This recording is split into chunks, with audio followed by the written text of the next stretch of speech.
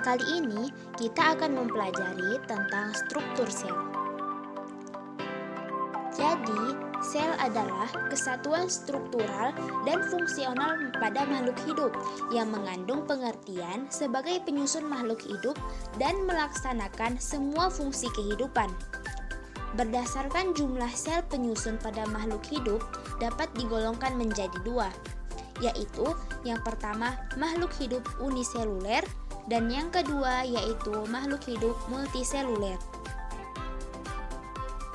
Jadi, uniseluler terdiri atas dua kata, yakni uni yang berarti tunggal dan seluler yang berarti bersel-sel.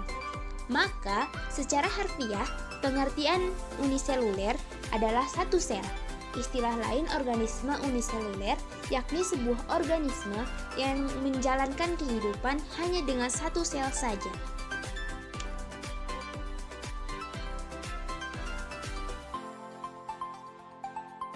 Selanjutnya, makhluk hidup multiseluler. Pengertian multiseluler adalah banyak sel. Organisme multiseluler adalah jenis organisme yang menjalankan fungsi kehidupannya dengan banyak sel. Semua sel yang menyusun organisme ini saling terhubung dan melakukan fungsinya bersama-sama dalam menjalankan aktivitas organisme.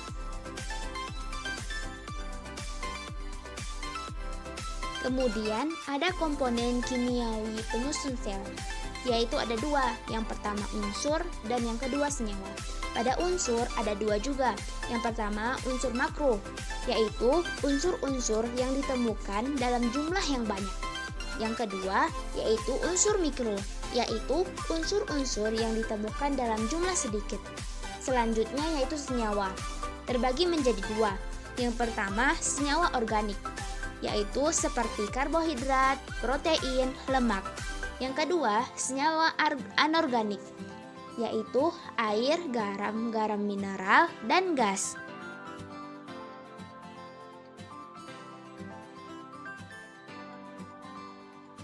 Kemudian ukuran sel. Sel dapat mengalami pertambahan volume dan pertambahan luas permukaan.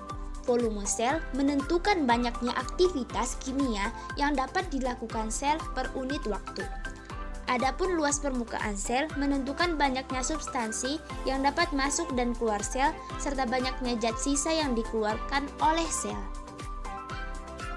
Secara fungsional, sel berfungsi untuk menjalankan fungsi kehidupan, yaitu menyelenggarakan kehidupan jika sel-sel penyusunnya berfungsi, kemudian membentuk suatu organisme, yaitu struktur sel. Yang pertama, ada dinding sel. Dinding sel tersusun atas peptidoglykan, lipid, dan protein. Dinding sel berfungsi sebagai pelindung dan pemberi bentuk tubuh yang tetap.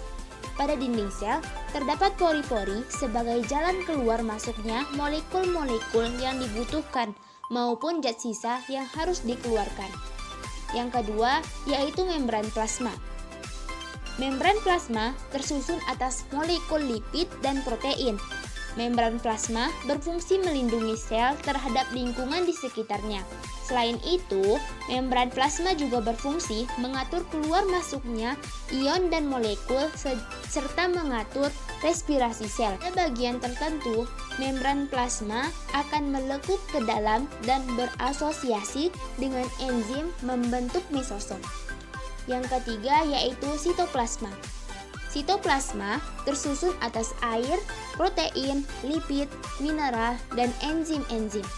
Enzim berfungsi untuk mencerna makanan secara intraseluler dan untuk melakukan proses metabolisme sel seperti anabolisme dan katabolisme. Yang keempat yaitu mesosom. Mesosom berfungsi sebagai penghasil energi. Pembentuk energi dapat berlangsung karena adanya enzim-enzim pernapasan yang terdapat pada membran mesosom. Enzim-enzim tersebut berperan dalam reaksi-reaksi oksidasi. Yang kelima yaitu ribosom. Ribosom merupakan organel yang sangat kecil, berdiameter antara 15-20 nm. Ribosom berfungsi sebagai tempat berlangsungnya sintesis protein. Yang keenam yaitu DNA. DNA tersusun atas gula deoksiribosa, fosfat, dan basa-basa nitrogen. DNA berfungsi sebagai pembawa informasi genetik yang akan diwariskan kepada keturunannya. Yang ketujuh yaitu RNA. RNA merupakan persenyawaan hasil transkripsi DNA.